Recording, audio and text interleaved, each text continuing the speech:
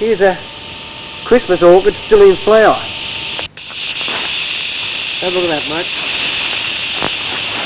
That orchid, by right, should not be in flower. It only flowers around December, November. And here we are, we're in halfway into mid of January and it still shouldn't be in flower. What a pretty little flower too. That's the Calathea triplicata, the Christmas orchid. Oh.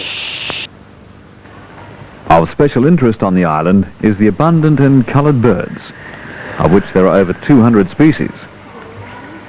On early morning walks through Central Station, you may be fortunate to come across some of its fauna. All the plants on Fraser Island have one thing in common. From the tropical palm trees to the large blackbutts, they all grow in sand. They survive in the infertile sandy soil by the recycling of nutrients. Dead vegetation rots into humus, and the nutrients return to the soil and are quickly absorbed by the plant roots.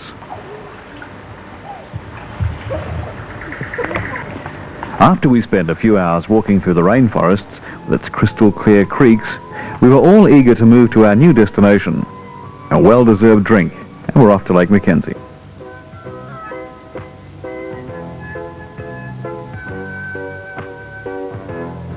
We travel through Pyle Valley, which is the home of some of the tallest timbers on Fraser Island. Remember, caution must be taken when driving on the inland roads, as they're rough and narrow in places.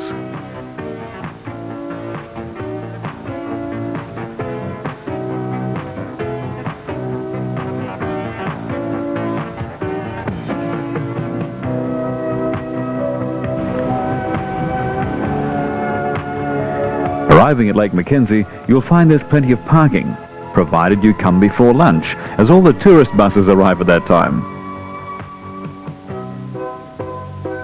A short walk of about 200 metres to the lake.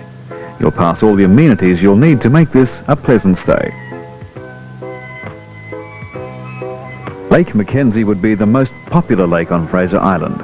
Its pure white sands and its crystal clear blue water. Lake Mackenzie is a favourite swimming hole for the kids, while the rest of the family can relax on the sand and sunbake. The story goes that the deepest part of the lake is 200 feet deep.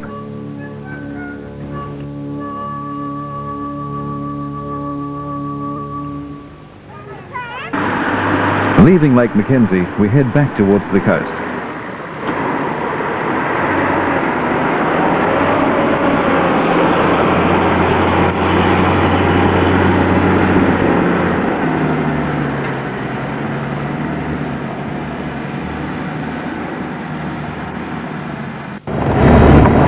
Some of the inland tracks on Fraser Island are extremely rough and you definitely need four-wheel drive.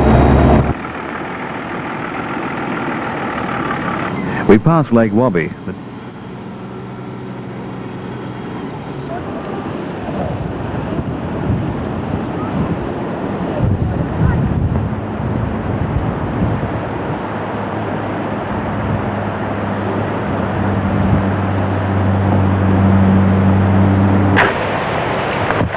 Lake Wabi is situated 6 kilometres north of Yurong.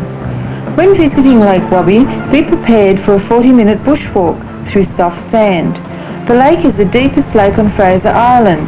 Sadly, it is being encroached by a massive sand blow.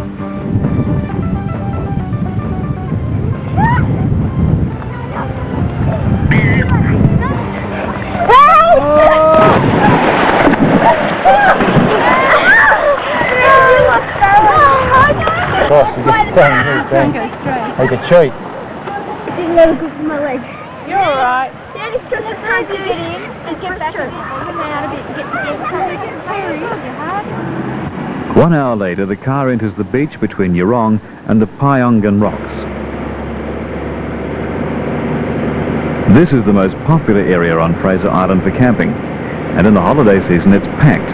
One reason being you're conveniently camped between the town of Yurong and Happy Valley.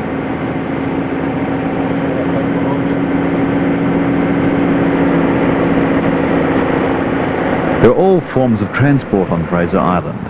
Buses, open trucks, motorcycles, even push bikes. This is what makes a holiday on Fraser Island so special. Everyone has something in common: camping, four-wheel driving, fishing and exploring.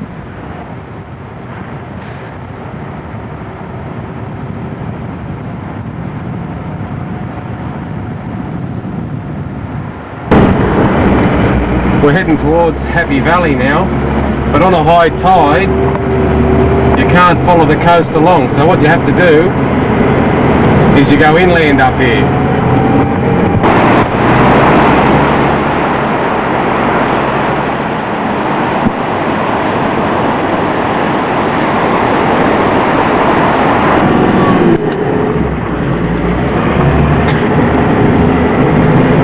Kids call this area here Popeye's Village, and it really suits the name.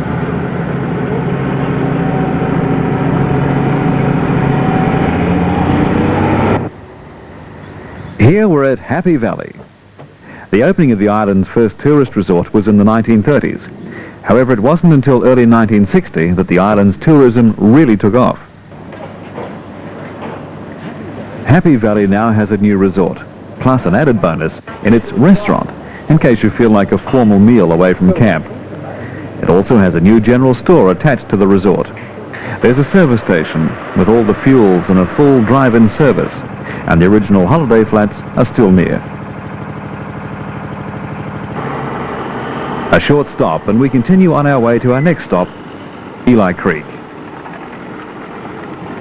Now this is one of the tragedies of the heavy seas that we've been having here. This large sea snake was washed up on the beach this morning, quite dead. Look at the size of that. He's even got barnacles on him. If you ever see this type of snake in the surf or on the beach, don't touch it because they are very deadly. Eli Creek is the largest creek that enters into the ocean. On the high tide, vehicles can find trouble on the crossing, and it's dangerous to try. Always get out of the vehicle and inspect the crossing first.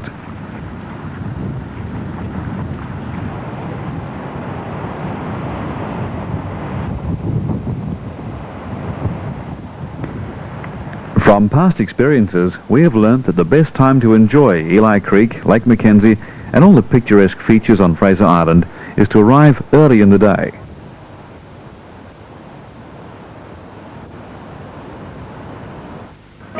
Leaving Eli Creek, we head north. Just 4 kilometres along, we come across the wreck of the Mahino, slowly breaking up with the continual wash of the waves. Now lying as a useful landmark. The wreck of the Mahino, once a Trans-Tasman liner, was one of the most popular sites and was frequently visited by fishermen and photographers. Even though the wreck of the Mahino is used by fishermen, it isn't recommended as it's very slippery and fragile. There's one famous shipwreck rarely talked about. That is the Stirling Castle, which sank at Swan Reef off Rockhampton in 1836. The few survivors eventually made it to the shores of this island, one being the famous Eliza Fraser. 5 of the survivors died, including Captain Fraser. However, Eliza Fraser and the second officer eventually were rescued.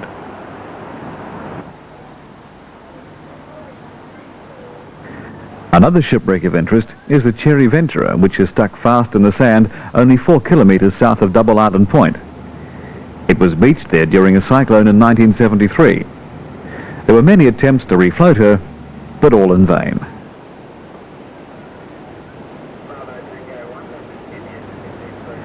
As we leave the wreck of the Mahino, we can't help but notice the mountains of beautiful coloured sands.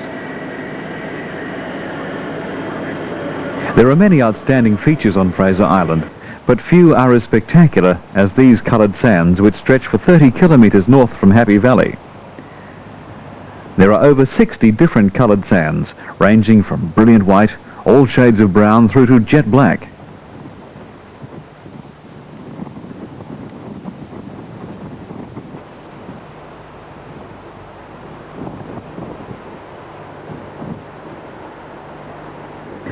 After spending a good half hour inspecting and photographing